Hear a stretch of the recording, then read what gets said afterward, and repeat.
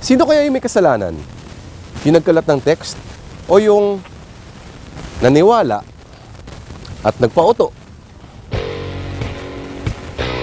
Oh, kung sa bagay, pag nakakita ka naman ng ganito, bangkay ka na lang pag di ka pa mapraning. At ang banta ng salot na nuklear, akala kasi natin natapos na ng Cold War. Ultimo nga mga Hapon mismo, hindi nagpapanik.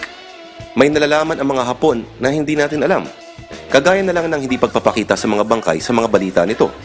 Sa mga syudad, wala ka namang nakikitang nagsusuntukan at nagsasabunatan sa pilahan ng gas. Tayo, ang layo-layo natin sa Japan.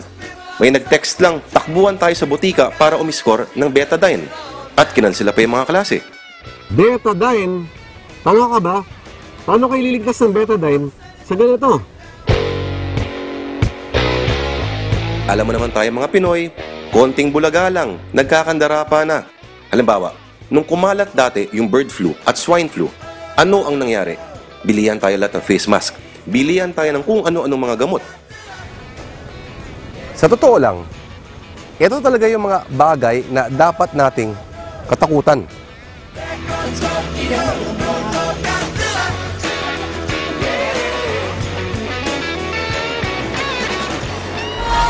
You hear these stories how tough it is for adults?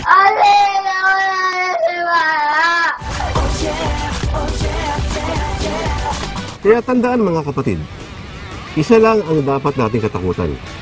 Ito ay ang takot mismo. Oh!